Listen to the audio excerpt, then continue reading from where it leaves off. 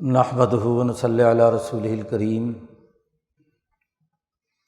اما بعد فاعوذ باللہ من الشیطان الرجیم، بسم اللہ الرحمن الرحیم۔ قال اللہ تبارک و تعالی: وما اصابکم من مصیبۃ فبما کسبت ایدیکم ویعفو عن کثیر۔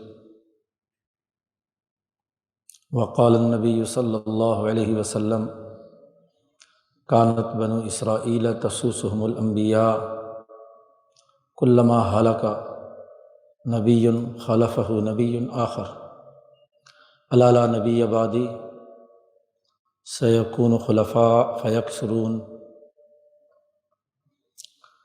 وقال النبی صلی اللہ علیہ وسلم: لا تزال طائفة من امتی قائمین علی الحق لا یضرهم من خالفهم۔ صدق اللہ مولانا العظیم وصدق رسولہ النبی الکریم۔ معزز دوستو، یہ آیت مبارکہ جو تلاوت کی گئی ہے، اس میں اللہ تبارک و تعالیٰ نے ارشاد فرمایا ہے کہ تمہیں جو بھی مصیبت پہنچتی ہے وہ تمہارے اپنے اعمال کا نتیجہ ہوتا ہے۔ فبما کسبت ایدیکم، تمہارے اپنے اعمال اور کرتوتوں کا نتیجہ ہوتا ہے۔ اللہ تبارک و تعالیٰ بہت سے تمہارے گناہ معاف کر دیتا ہے، ویعفو عن کثیر، لیکن کچھ گناہوں کی سزا دنیا میں ہی ضرور دیتا ہے۔ تم اللہ تبارک و تعالیٰ کو آسمان و زمین میں عاجز نہیں کر سکتے۔ وما انتم بمعجزین فی الارض ولا فی السماء وما لکم من دون اللہ من ولی ولا نصیر، اور اللہ کے علاوہ تمہارا کوئی مددگار اور کوئی دوست نہیں ہے۔ سورۃ الشورى میں اللہ تبارک و تعالیٰ نے یہ آیت مبارکہ نازل کی ہے، اور اس کے فوری بعد مسلمانوں کو، کامیاب انسانوں کو اپنی زندگی کو بہتر کرنے کے لیے ایمان والوں کی صفات بیان کی ہیں، اور وہ یہ کہ امرہم شوریٰ بینہم، ان کے تمام معاملات اجتماعی مشاورت سے سر انجام پاتے ہیں۔ اور ان کی سب سے بڑی خصوصیت یہ ہے کہ الذین یجتنبون کبائر الاثم والفواحش، مسلمانوں کی خصوصیت یہ بھی ہے کہ وہ بڑے بڑے گناہوں سے اور فواحش اور منکرات سے بچتے ہیں، اجتناب کرتے ہیں، مظلوموں کی مدد کرتے ہیں، اور اگر کوئی ظلم کرے تو اس ظلم کا بدلہ لیتے ہیں۔ یہاں جو بھی ظلم کرے اس ظلم کا بدلہ لینے کا حکم دیا ہے۔ یہ مسلمانوں کی چند خصوصیات بیان کی ہیں۔ اگر ان خصوصیات کو نماز کی ادائیگی، زکوٰۃ کی ادائیگی، بڑے بڑے گناہوں سے بچنا، فواحش اور منکرات سے بچنا، ظالموں کے خلاف مزاحمت کرنا، مظلوموں کی مدد کرنا، وغیرہ وغیرہ، مظلوموں کی طرف سے بدلہ لینا، انتصروا من بعد ما ظلموا، یہ تمام وہ امور اس رکوع میں بیان کیے گئے ہیں۔ اور اس رکوع کے آغاز میں یہ بات فرمائی ہے کہ تم پر جو مصیبت آتی ہے وہ تمہارے اعمال کا نتیجہ ہوتی ہے۔ امام شاہ ولی اللہ دہلوی فرماتے ہیں کہ جب کسی قوم پر متکبر، انفرادیت پسند، طاغوتی اور سامراجی قوتیں مسلط ہو جائیں تو اس وقت انسانیت کا فریضہ ہے، بالخصوص مسلمانوں کا یہ فریضہ ہے، ذمہ داری ہے کہ وہ اس کے خلاف جد و جہد کریں، مزاحمت کریں، مظلوموں کی مدد کریں۔ ظالموں کا ہاتھ روکیں، ورنہ تو اگر ظالموں کو اسی طرح موقع ملتا رہا تو وہ انسانیت پر ظلم کے پہاڑ توڑیں گے، مصیبتیں پیدا کریں گے، انسانیت کو اپنے حیوانی تقاضوں کے تابع بنائیں گے، اپنی حیوانیت مسلط کریں گے۔ اس کا مقابلہ کرنا بڑا ضروری ہے۔ یہ بات شاہ صاحب واضح طور پر بیان کرتے ہیں۔ دیکھنا یہ ہے کہ آج جو یہ مصیبت پوری انسانیت پر مسلط ہے، ان آیات مبارکہ اور اس رکوع کے تناظر میں اس کی اصل حقیقت کیا ہے؟ ایک طرف تو وہ انتہا پسند ہے، وہ یہ کہہ دیتے ہیں کہ جی تم نے غلط اعمال کیے تھے اس لیے کیا ہے، یہ مصیبت آ گئی۔ ان غلط اعمال کی نشاندہی نہیں کرتے کہ وہ غلط اعمال کیا ہیں، اور یہ کہ اللہ نے بھیجی ہیں۔ ٹھیک ہے، اللہ کے حکم کے بغیر تو دنیا میں کوئی کام نہیں ہوتا، اللہ کے حکم کے بغیر نہ کوئی مصیبت آتی ہے اور نہ ہی کوئی انسان کو کوئی فائدہ پہنچتا ہے۔ یہ تمام چیزیں تو ہوتی ہیں، لیکن صرف اللہ پر چھوڑ دینا اور اپنے اعمال کا جائزہ نہ لینا، یہ بہت بڑی کوتاہی ہے۔ اور دوسری طرف وہ جو مذہب دشمن ہے، ان کا کردار ہے کہ یہ ایک وبا ہے، ایک مصیبت ہے جو نیچرل طریقے سے آئی ہے، قدرتی طور پر پیدا ہوئی ہے، قدرت نے ایسا کیا ہے، ہمارا تو کوئی قصور نہیں۔ یہ دو انتہا پسندانہ سوچیں پائی جاتی ہیں۔ یہ آیت مبارکہ، یہ رکوع اس حقیقت کی نشاندہی کرتا ہے کہ مصیبت انسانوں کی بدعمالی کی وجہ سے آتی ہے۔ وہ بدعمالی ہے کیا؟ اس کا تعین کیا جانا ضروری ہے۔ جب سے انسانیت پر پچھلے 300 سال سے سامراجی حیوانیت پسند سرمایہ دار طاقتوں کا تسلط ہوا ہے، یہ مصیبتیں اسی وقت سے آنے لگی۔ تو کیوں؟ اس لیے کہ ان کے مقابلے میں جو مزاحمتی شعور تھا، اس ظلم سے انسانیت کو روکنے کا عمل تھا، اس کا مقابلہ کرنے کی جو سوچ تھی، وہ ختم ہو کر رہ گئی۔ مساجد اللہ جو ہے، یہ اللہ کا دفتر ہے، اور اس دفتر کا بنیادی کام اللہ کے مخلوق کے حقوق کی ادائیگی کے لیے جدوجہد اور کوشش کرنا ہے، مظلوموں کی مدد کرنا ہے، اللہ کے ساتھ انسانوں کو جوڑ کر ان میں بہادری، دلیری، جرأت پیدا کرنا ہے۔ حضور صلی اللہ علیہ وسلم کے زمانے میں مسجد نبوی وہ ہر چیز کا دفتر ہے، عدالت بھی وہیں لگتی ہے، سیاست بھی وہیں سے ہو رہی ہے، لشکر بھی وہیں سے جا رہے ہیں، مظلوموں کی مدد بھی وہیں سے ہو رہی ہے، ظالموں کے خلاف اقدامات کے لیے تیاری بھی اسی مسجد میں ہو رہی ہے۔ ہمارے حضرت اقدس شاہ سید احمد صاحب رائے پوری فرماتے تھے، دنیا میں ہر پارٹی کا ایک دفتر ہوتا ہے، اور وہ دفتر اس کے تمام بنیادی منشور اور مقاصد کا سب سے بڑا مرکز ہوتا ہے۔ اس لیے حضرت فرماتے تھے کہ پیپلز پارٹی کے دفتر میں مسلم لیگی نہیں آتا، اور مسلم لیگ کے دفتر میں پیپلز پارٹی والا نہیں آتا۔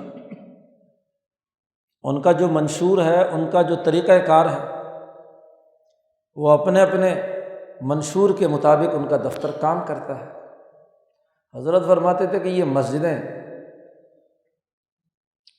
ایسی ہیں کہ ان کا اپنا کوئی پروگرام نہیں ہے، پیپلز پارٹی والا آ جائے تو ادھر چلے جاتے ہیں، مسلم لیگ والا آ جائے تو ادھر چلے جاتے ہیں۔ یہ تو انسانیت کے تحفظ کا مرکز تھا، غربت کو ختم کرنے کا مرکز تھا، انسانیت کی خدمت کا مرکز تھا۔ وہ جو فتنہ نمبر 5 شاہ صاحب نے بیان کیا تھا کہ جب انسانیت بدل جائے گی، فتنۃ مستطیرۃ، وہی تغیر الناس من الانسانیت، وہ انسانوں کا انسانیت سے بدل جانا ہے۔ تو ان میں جو نیک اور پارسا لوگ ہوں گے وہ ماورائے مادہ چیزوں کی طرف متوجہ رہیں گے، بس جی نماز پڑھ لو، روزہ رکھ لو، ہاں جی وضو کر لو، ذکر کر لو، تسبیح کر لو، یہ کر لو، وہ کر لو، اور وہ بھی حلق سے اوپر اوپر۔ انسانیت کی خدمت کا وہاں کوئی کام نہیں ہوتا۔ انسانی جسم کی اصلاح اور درستگی کے لیے ارتفاقات کی درستگی کا وہاں کوئی پروگرام نہیں۔ جب وہاں کوئی پروگرام نہیں تو لوگ اس میں کیوں آئیں گے؟ وہ تو وہی آئیں گے جو بیچارے ماورائے مادہ کی طرف گھومنے والے لوگ ہیں، تھوڑی دیر کو اپنے دل کو سکون حاصل کرنے کے لیے مسجد میں آ جائیں گے، اور جب مسجد سے نکلیں گے اسی حیوانی نظام اور بہیمیت کا حصہ ہوں گے۔ اور وہ جو حضور صلی اللہ علیہ وسلم نے فرمایا، حضرت علی رضی اللہ تعالیٰ عنہ روایت فرماتے ہیں جی کہ یاتی علی الناس زمان، لوگوں پر ایک زمانہ آئے گا کہ اسلام کی صرف رسم رہے گی، لا یبقى من الاسلام الا رسمہ، اسلام کی صرف رسم رہ جائے گی، حلق سے اوپر اوپر اسلام کا نام لیں گے، اس میں جو توانائی، طاقت اور قوت اور مظلوموں کی مدد کرنے اور انسانیت کی خدمت کا جو جذبہ ہے وہ ختم ہو جائے گا۔ اور پھر کیا فرمایا؟ مساجدہم عامرۃ، ان کی مسجدیں بڑی بھری ہوئی ہوں گی، ہزاروں لاکھوں لوگ ہوں گے، ہزاروں کا مجمع ہوگا، مساجدہم عامرۃ، بڑی آباد ہوں گی، لیکن وہی خراب من الہدیٰ، وہ ہدایت سے خالی ہوں گی، خرابی کا مرکز ہوں گی، انسانی فائدے کا کوئی کام نہیں کریں گی بلکہ خرابیاں پھیلائیں گی۔ کیوں؟ اس لیے کہ ان مسجدوں کی روح نکال لی، ان کے علماء کی اور ان کے مذہبی طبقے کی روح نکال لی، اور آج سے نہیں، پچھلے تقریباً 100 سال سے روح نکالی ہوئی ہے جی۔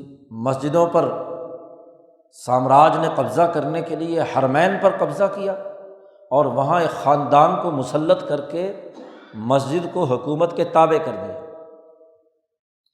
حضرت ہمارے قصہ سنایا کرتے تھے کہ ہارون الرشید جس کی حکومت میں سورج غروب نہیں ہوتا تھا، بڑی وسیع سلطنت تھی، اس کی بیگم زبیدہ کو اس نے کہا، ہارون نے کسی بات پر ناراضگی ہو گئی تو اپنی بیوی زبیدہ سے کہا کہ سورج غروب ہونے سے پہلے پہلے تم میرے قلم روئے حکومت اور خلافت سے نکل جاؤ، اور اگر نہ نکلی تو تمہیں طلاق۔ اور وہ بڑی پریشان قاضی ابو یوسف کے پاس آئی، قاضی القضات کے پاس، تو قاضی صاحب نے کہا زبیدہ سے گھبرانے کی بات نہیں ہے، وہ جو بادشاہی محل میں عورتوں کے لیے مسجد بنی ہوئی ہے وہاں چلی جاؤ۔ مسجد میں چلی گئی۔ اب مغرب کے بعد جب وہ واپس آئی، عشاء کے بعد نماز پڑھ کے، تو ہارون نے کہا تمہیں تو طلاق ہو گئی۔ اس نے کہا طلاق نہیں ہوئی، قاضی ابو یوسف سے پوچھو۔ قاضی صاحب سے پوچھا ہارون نے کہ کیسے نہیں ہوئی؟ انہوں نے کہا تمہاری حکومت باقی زمین پر ہے، اللہ کے دفتر پر تمہاری حکومت نہیں ہے، یہ مسجد تو اللہ کا دفتر ہے، یہ تمہاری حکومت کے دائرے سے باہر ہے، مسجد آزاد ہے، تمہاری حکومت کا اس مسجد سے کیا تعلق؟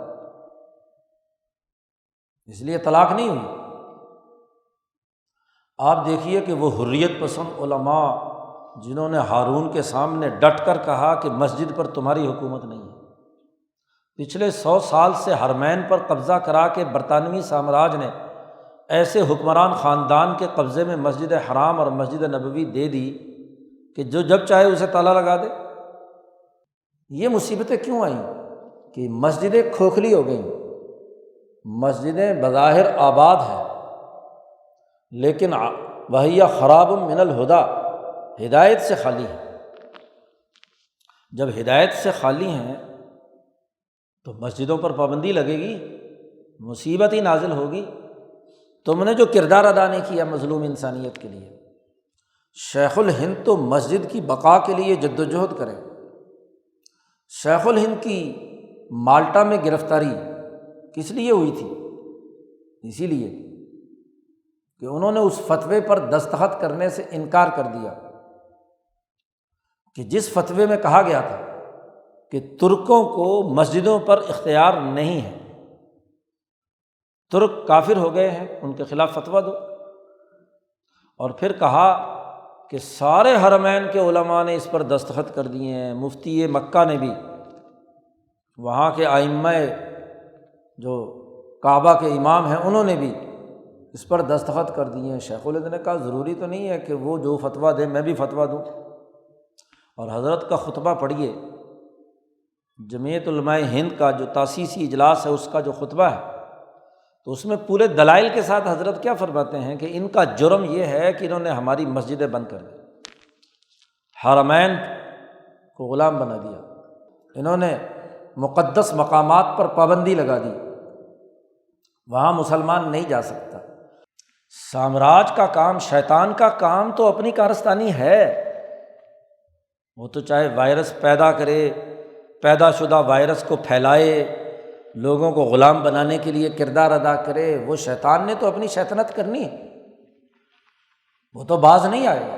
ضرورت اور ذمہ داری یہ تھی کہ جو دین اور ایمان کے رکھوالے ہیں، جن کو شہداء علی الناس، انسانیت کا چوکیدار بنا کر بھیجا گیا تھا، انہوں نے چوکیداری چھوڑ دی، وہ بے روح ڈنڈا بردار ہے، اور جہاں سامراج کو ضرورت ہوتی ہے وہاں ڈنڈا استعمال ہوتا ہے، اور جہاں نہیں تو وہاں چھٹی۔ تو ویسی بے روح اجتماعیت ختم ہو کر رہ جائے گی۔ اب اس حدیث میں واضح کر دیا کہ آخری زمانے میں صورتحال یہ ہوگی۔ تو آج جو یہ مصیبت ہے یہ اس فتنے سے عبارت ہے۔ آج حیوانی خصوصیات رکھنے والے درندے مسلط ہیں حکومتوں پر، ریاستوں پر، مسجدوں پر، اداروں پر، سیاست پر، اجتماعیت پر۔ تو وہی جب فتنہ مستطیرہ پھیلتا ہے تو انسانیت کا ایک گروہ وہ محض بے روح رسمی روحانی کاموں میں الجھ جاتا ہے، اور دوسری درندگی اور حیوانیت کی اعلیٰ ترین مثال پیش کر رہے ہوتے ہیں، اور تیسرا طبقہ بیچارہ لا الہ ہؤلاء ولا الہ ہؤلاء، ہاں جی، نہ مولویوں کا دھکا لگا مذہبی طبقوں کا تو ادھر چلا گیا، اور ادھر سے نہیں تو حکومت کا دھکا لگا تو ادھر چلا گیا۔ تو یہ شعور کیوں سلب ہو گیا؟ یہ ہم میں سے شعور کیوں سلب ہو گیا؟ دین کی جرأت اور ہمت کیوں ختم ہو گئی؟ ہم نے انسانیت کی خدمت کا راستہ کیوں چھوڑ دیا؟ مزاحمتی شعور کیوں نہیں پیدا کیا؟ مظلوموں کی مدد کا مرکز کیوں نہیں بنایا؟ جرأت اور ہمت اور دلیری ختم ہو گئی، رسم باقی رہ گئی، اور رسم کا نتیجہ یہی ہوتا ہے کہ انسانیت ایسی رسمی مذہب کو اٹھا کر باہر پھینک دیتی، اس کو قبول نہیں کرتی۔ جو انسانیت کے لیے کام کرتا ہے اس کے لیے اللہ کی مدد آتی ہے، اور جو انسانیت کے لیے کام نہیں کرتا وہ اسی طرح کی مصیبتوں میں مبتلا ہوتی ہے۔ اللہ پاک ہمیں ان جرائم اور گناہوں سے توبہ کرنے کی توفیق عطا فرمائے، اور اس مصیبت سے نجات عطا فرمائے، جرأت اور ہمت پیدا کرے۔ وآخر دعوانا ان الحمد للہ رب العالمین۔